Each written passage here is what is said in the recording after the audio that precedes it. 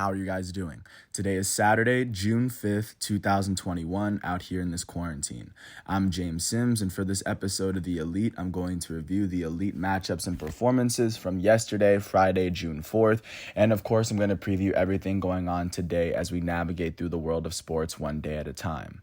Starting off in the NBA, there was only one NBA playoff game as 7 of the 8 first-round series have been completed. It was the Western Conference 4-5 series game 6 as the 5 seed Dallas Mavericks hosted the Los Angeles Clippers.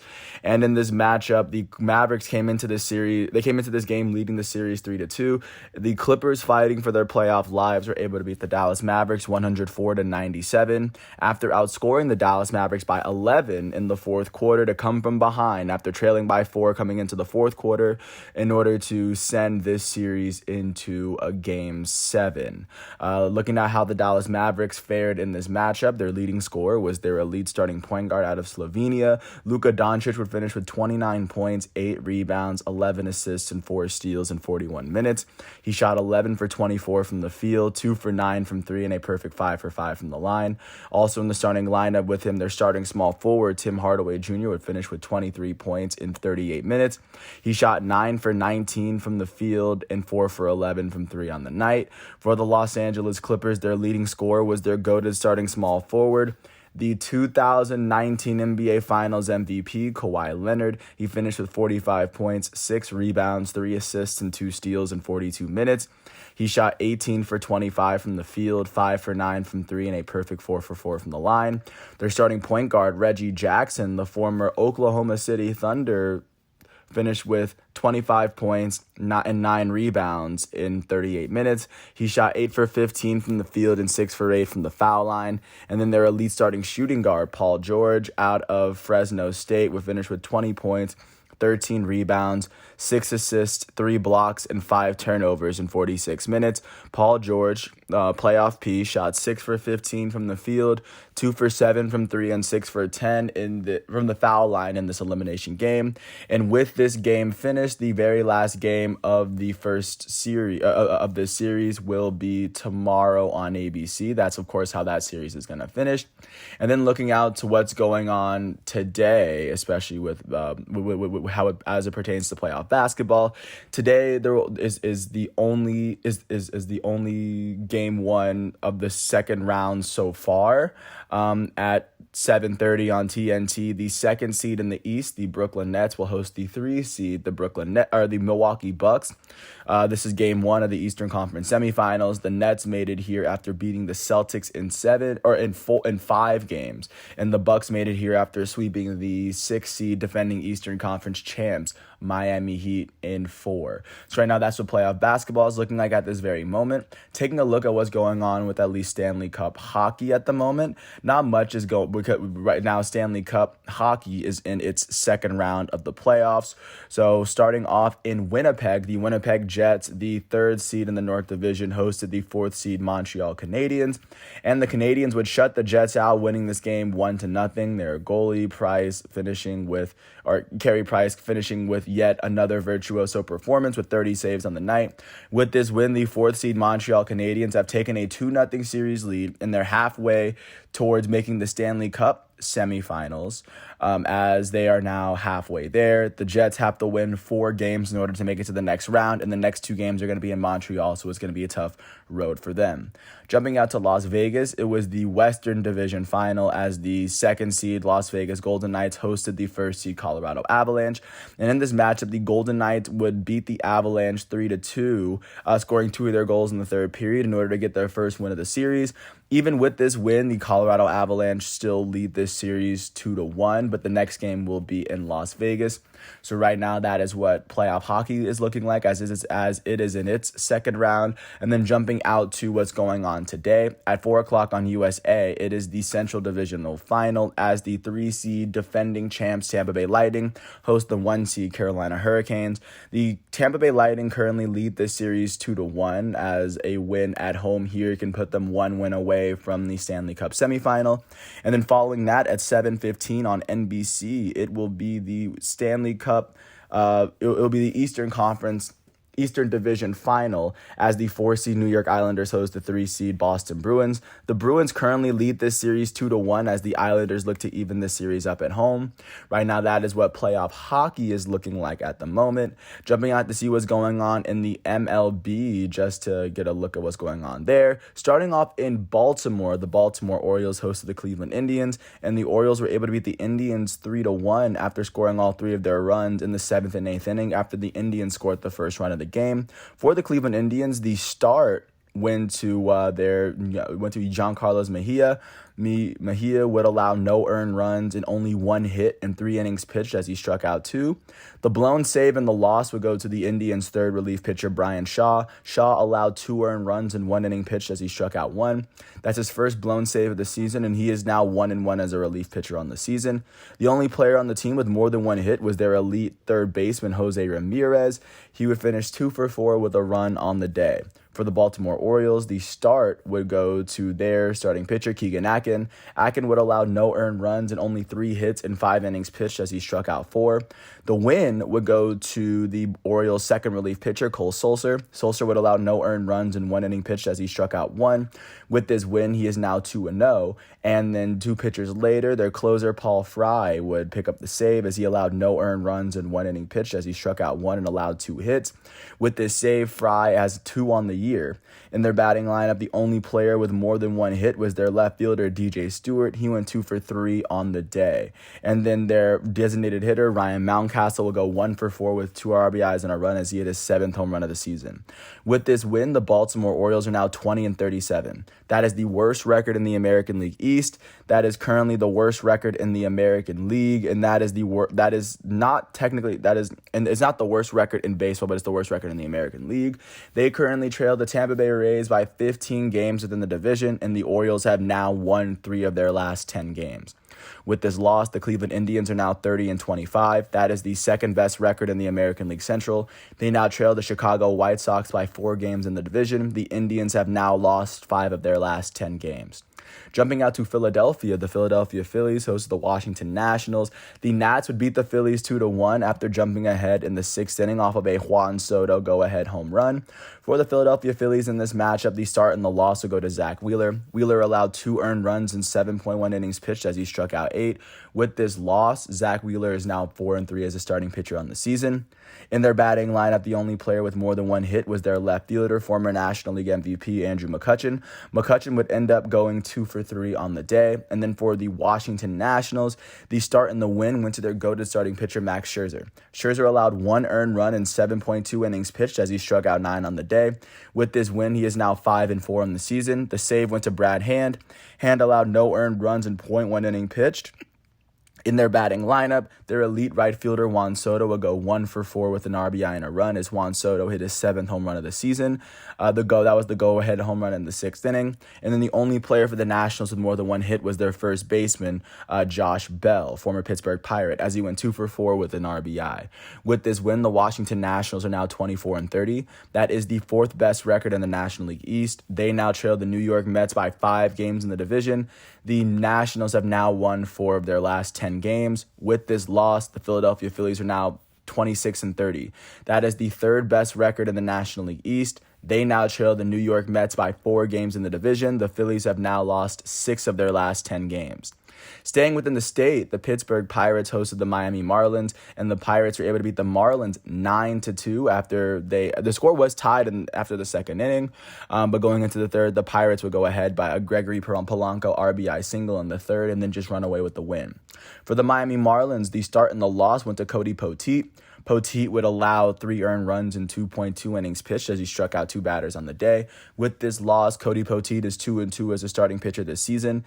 Their second baseman, who in this matchup was Jose Devers, would end up going 2 for 4 with 2 RBIs. And then their only other player with more than 1 hit was their catcher, Sandy Leon. He went 2 for 3 with a run on the day as he also walked. For the Pittsburgh Pirates, the start went to Mitch Keller. Keller would go on to allow 2 earned runs in 2 innings pitched as he struck out 2. The win would go to the Pirates' their first relief pitcher, Dwayne Underwood Jr. He would allow no earned runs in 2 innings pitched as he struck out 4. With this win, Dwayne Underwood Jr. is 2-2 as a relief pitcher on the year. The save would go to their third relief pitcher, Chris Stratton. He would allow no earned runs in 3.2 innings pitched to finish the game, and he struck out 2 on the day as he picked up his first save of the year. In their batting lineup, their second baseman, the hits leader at the end of May, Adam Frazier, would finish 2 for 3 with 2 RBIs and 3 runs. Their third baseman, Ke'Bryan Hayes, would go 2 for 4 with 3 RBIs and 2 runs as Ke'Bryan Hayes hit his second home run of the season. Their center fielder, Brian Reynolds, would go 2 for 5 with an RBI and a run. And then their fourth player with more than 1 hit was Eric Gonzalez, their first baseman. He went 2 for 4 with a run. With this win, the Pittsburgh Pirates are now 22-34. That is the worst record in the National League Central. They now trail the Chicago Cubs by 9.5 games in the division. The Pirates have now won 4 of their last 10 games. With this loss, the Miami Marlins are now 24-32. That is the worst record in the National League East. They now trail the New York Mets by 6 games in the division. The Marlins have now lost 8 of their last 10 games. Jumping out to Yankee Stadium, the Yankees hosted the Red Sox, the biggest rival in all of baseball, and the Red Sox would end up beating the Yankees 5-2 after scoring 3 of their runs in the first inning. For the Yankees in this matchup, the start and the loss would end up going to Michael King. King would allow 4 earned runs in 5.1 innings pitched as he struck out 5. With this loss, he is now 0-3 on the season. Their elite first baseman, DJ LeMahieu, would go 2 for 4. Their elite right fielder, Aaron Judge, would go 2 for 4 with an RBI and a run as he hit his 14th home run of the year. And then their elite shortstop, Gleyber Torres, would go 2 for 4 on the day. For the Boston Red Sox, the start and the win went to Nate Eovaldi. He allowed 1 earned run in 6 innings pitched as he struck out 7. With this win, he is now 7-2 on the season as the save went to Matt Barnes. Barnes allowed no earned runs in 1 inning pitched as he struck out 3. That's his 13th save of the season. In the batting lineup, their shortstop, Xander Bogaerts, would go 2 for 4 with 2 runs, and the only other player with more than 1 hit in this game was their first baseman, Marwin Gonzalez. Marwin Gonzalez will go 2 for 4 with 2 RBIs. With this win, the Boston Red Sox are now 34-23. That is the second best record in the American League East. They now trail the Tampa Bay Rays by a game in the division. The Red Sox have now won 5 of their last 10 games. With this loss, the New York Yankees are now 31-27. That is the third best record in the American League East. They now trail the Tampa Bay Rays by 4.5 games in the division. The Yankees have now lost 7 of their last 10 games. Jumping out to Buffalo, the Toronto Rangers hosted the Houston Astros, and the Astros would end up destroying the Blue Jays 13-1 after not scoring a single run in the first 3 innings. For the Blue Jays in this matchup, the start and the loss went to their elite starting pitcher from Korea, Hyunjin Ryu. Ryu would allow 6 earned runs in 5.2 innings pitched as he struck out only 1 on the day. With this win, Hyunjin Ryu is 5-3 on the season as a starting pitcher. In their batting lineup, their right fielder, Teoscar Hernandez, would go 2 for 3 on the day. He was the only player on the team with more than 1 hit. For the Houston Astros, the start and the complete game win would go to Zach Greinke. He allowed 1 earned run in 6 hits in 9 innings pitched as he struck out 3 on the day. With this win, Zach Greinke is 6-2 as a starting pitcher for the Astros this year. In their batting lineup, their elite second baseman, Jose Altuve, would end up going 2 for 3 with 2 RBIs and a run. He would have a pretty good day for himself. Their shortstop, Carlos Correa, will go 2 for 5 with 4 RBIs and 2 runs as Carlos Correa hit his 9th and 10th home runs of the season. Their third baseman, Aldemis Diaz, will go 3 for 6 with an RBI and 2 runs as Diaz hit his 3rd home run of the year. Their first baseman, Yuli Gurriel, will go 2 for 4 with a run. Their center fielder, Miles Straw, will go 3 for 4 with 2 runs. And then their catcher, Martin Maldonado, will go 2 for 5 with 5 RBIs and 2 runs. He would go on to hit his 4th home run of the season. With this win, the Houston Astros are now 32-25.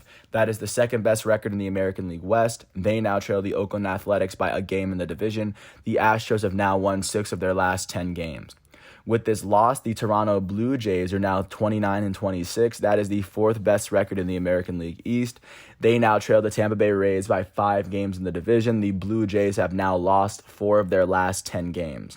Jumping out to Atlanta, the Atlanta Braves hosted the defending champs Los Angeles Dodgers, and the Dodgers would beat the Braves 9-5 after scoring 8 runs in the 5th inning. For the Atlanta Braves in this matchup, the start and the loss went to Ian Anderson. Anderson allowed 4 earned runs in 4.1 innings pitched as he struck out 6. With this loss, Ian Anderson is now 4-3 as a starting pitcher this season for the Atlanta Braves.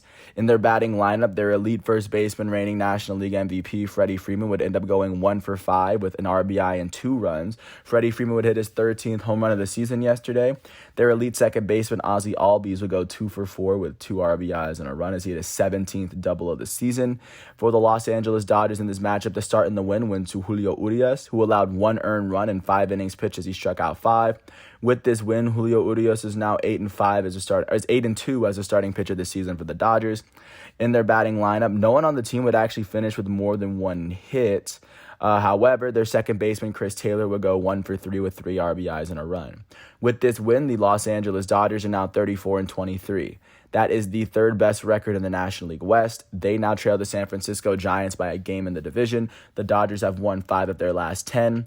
With this loss, the Atlanta Braves are now 26-29. That is the 2nd best record in the National League East. They now trail the New York Mets by 3.5 games in the division. The Braves have now lost 5 of their last 10 games. Jumping out to Dallas, the Texas Rangers hosted the Tampa Bay Rays, and the Rangers were able to beat the Rays 5-4 after scoring the first 5 runs of the game. The Rays would attempt to come back. They would get really close, but it just wouldn't be enough. For the Rays in this matchup, the start and the loss would go to their starting pitcher, Josh Fleming. Fleming would allow 5 earned runs in 7 innings pitched as he struck out 2. With this loss, Fleming is 5-4 as a starting pitcher. Their second baseman, Brandon Lau, would end up going 2-for-5 with 2 RBIs and a run as he hit his 10th home run of the season.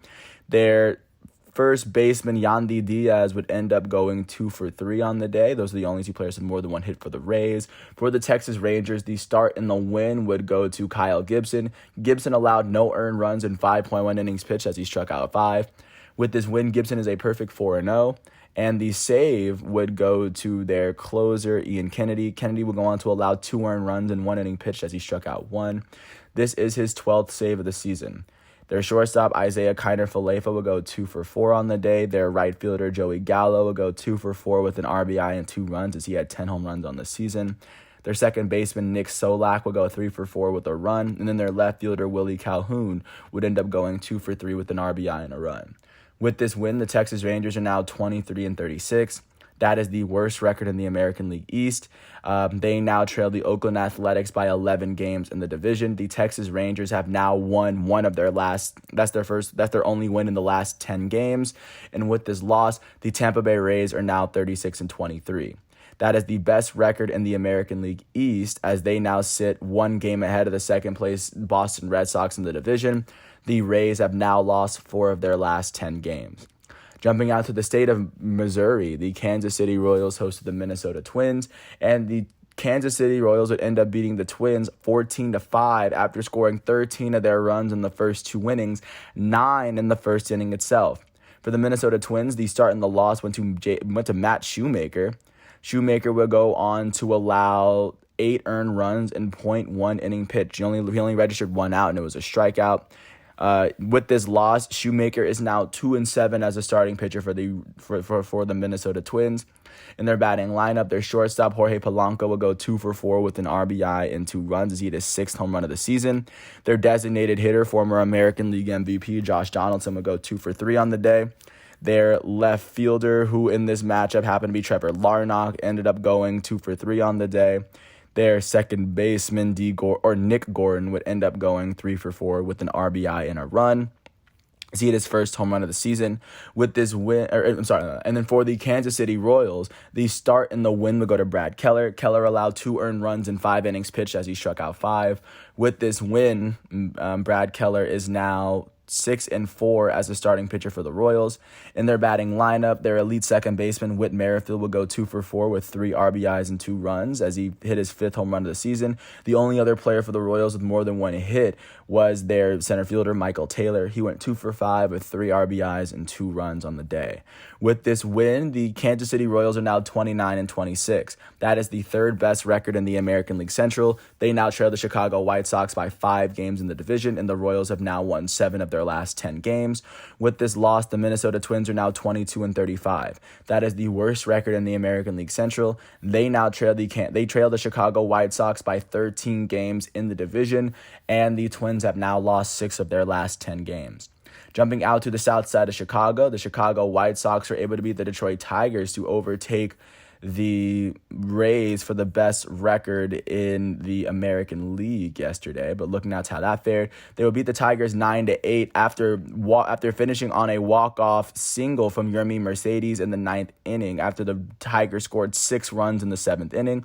For the Detroit Tigers in this matchup, the start went to Spencer Turnbull. Turnbull allowed 1 earned run in 4 innings pitched as he struck out 4.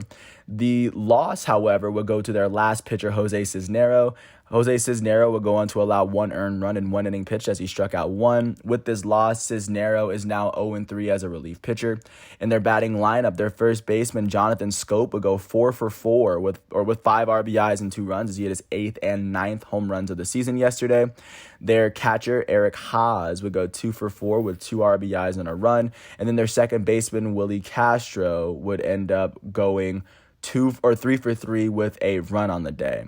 And then going back to Haas hit his 5th home run of the season for Detroit. For the Chicago White Sox in this matchup, the start went to former American League Cy Young winner Dallas Keuchel. Keuchel allowed 1 earned run in 6 innings pitched as he struck out 3. The win would go to their elite closer, Liam Hendriks. He allowed no earned runs as he only logged 1 out, but with this win, he is now 2-1 as a relief pitcher.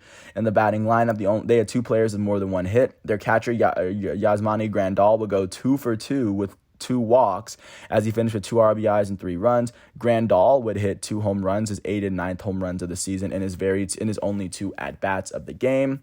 And then also in their batting lineup, their second base, the only other player with more than 1 hit was their second baseman, Nick Madrigal. He would go 2-for-4 with an RBI and a run as he would go on to hit his 2nd home run of the season for the White Sox. With this win, the Chicago White Sox are 35-22. That is the best record in the American League Central, and that is the best record in the American League as a whole. They now sit 4 games ahead of the Cleveland Indians, who are holding the 2nd spot in the American League Central. The Chicago White Sox have won 7 of their last 10 games. With this loss, however, the Detroit Tigers are now 23-34. That is the 4th best record in the American League Central. They now trail the Chicago White Sox by 12 games in the division. The Tigers have now lost 5 of their last 10 games. Jumping out to Milwaukee, the Milwaukee Brewers hosted the Arizona Diamondbacks and were able to pull off a 5-1 home win after scoring 4 runs in the first 3 innings. The loss and the start for the Arizona Diamondbacks would end up going to Matt Peacock. Matt Peacock would allow 3 earned runs in 4.2 innings pitched as he struck out 2 on the day. With this loss, Peacock is now 2-2 as a starting pitcher on the season. Only 1 player was able to register a hit for the Arizona Diamondbacks all day, and a lot of that can be attributed just to great Brewers pitching. The only player for the Diamondbacks to get a hit was their shortstop, Nick Ahmed. He's the only thing standing between the Brewers and a no-hitter. For the Milwaukee Brewers, the start and the win went to Freddie Peralta. He allowed 1 earned run in 7.1 innings pitched as he struck out 9. With this win, Freddie Peralta is now 6-1 as the starting pitcher for the Milwaukee Brewers. In their batting lineup, the only player with more than 1 hit was their catcher, Omar Narvaez, who would go 2-for-3 with 2 RBIs and 3 runs as he hit his 5th home run of the season. With this win, the Milwaukee Brewers are now 31-26. That is the 2nd best record in the National League Central. They now trail the Chicago Cubs by a game in the division. The Brewers have now won 7 of their last 10 games. With this loss, the Arizona Diamondbacks are now 20-39. That is the worst record in the National League West. That is currently the worst record in the National League, and I have reason to believe it is the worst record in the Major League. It actually is the worst record in the Major Leagues. They now trail the San Francisco Giants by 17 games in the National League West, and they have now lost 8 of their last 10 games.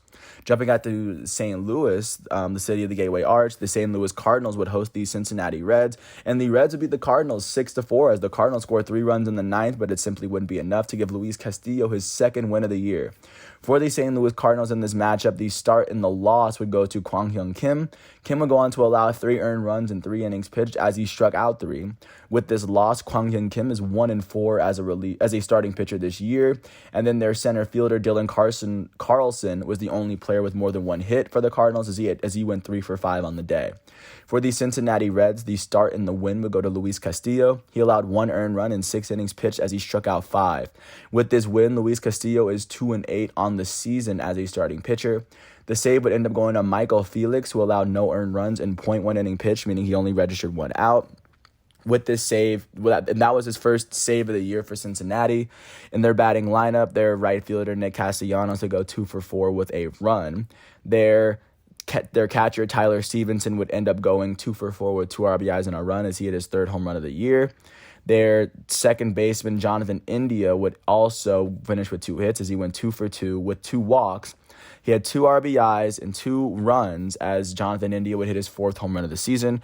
With this win, the Cincinnati Reds are now 26-29. That is the 4th best record in the National League Central. They now trail the Chicago Cubs by 5 games in the division, and the Reds have now won 6 of their last 10 games. With this loss, the St. Louis Cardinals are now 31-27. That is the 3rd best record in the National League Central. They now trail the Chicago Cubs by 1.5 games in the National League Central, and the Cardinals have now lost 5 of their last 10 games. Jumping out to Denver, the Colorado Rockies hosted the Oakland Athletics, and the Athletics were able to beat the Rockies 9-5 after scoring 4 of their 9 in the 3rd inning and 6 of their 9 in the very first 3 innings. For the Rockies, the start and the loss would end up going to John Gray. John Gray would allow 5 earned runs in 2.1 innings pitched. With this loss, John Gray is 4-6 as a starting pitcher this season. Their left fielder, Raimel Tapia, will go 3 for 5 with 2 runs on the day. Their center fielder, Jonathan Daza, will go 2 for 5. And then their shortstop, who in this matchup was Brendan Rodgers, would go 2 for 3 on the day. For the Oakland Athletics, the start and the win went to Frankie Montas. He allowed 3 earned runs in 5 innings pitched as he struck out 2. With this win, Frankie Montas is 6-5 as a starting pitcher for the Athletics this season. In their batting lineup, their center fielder, Mark Canha, would go 2 for 3 with 2 RBIs and 2 runs as he would hit his Mark Canha would hit his 11th home run of the season. Their first baseman, Matt Olson, would go 2 for 5 with an RBI and a home run. Their second baseman, Jed Lowry, would go 2 for 5 with an RBI and 2 runs for himself. Their catcher, Sean Murphy, would go 3 for 5 with 3 RBIs and a run as Murphy hit his 6th home run of the season. And with this win, the Oakland Athletics are now 34-25. That is currently the best record in the American League West. They now sit 1 game ahead of the second place Houston Astros, and the Athletics have now won 6 of their last 10 games. With this loss, the Colorado Rockies are now 23-35. That is the 4th best record in the National League West. They now trail the San Francisco Giants by 13.5 games in the division, and the Rockies have now lost 6 of their last 10 games. Jumping out to Anaheim, the Los Angeles Angels hosted the Seattle Mariners and were able to pull off a 3-2 win after scoring, after all the runs in the game were scored in the first 4 innings, roughly. The Angels would have to, in the 4th inning, the score was tied at 2. The Angels would pull ahead thanks to a Jose Rojas home run. For the Seattle Mariners in this matchup, the start will go to Robert Dugger. Dugger would allow 2 earned runs in 2.1 innings pitched as he was unable to strike out a batter on the day. The loss would go to the Mariners' second relief pitcher, Hector Santiago. Hector Santiago will go on to allow 1 earned run in 3 innings pitched as he struck out 5. With this loss, he is now 0-1 as a relief pitcher, as he would go on. He would have a pretty long pitching performance. And then their left fielder, Taylor Trammell, would end up going 2 for 3 on the day with a run. And then the only other player with more than 1 hit was their second baseman, Donovan Walton, who went 2 for 2.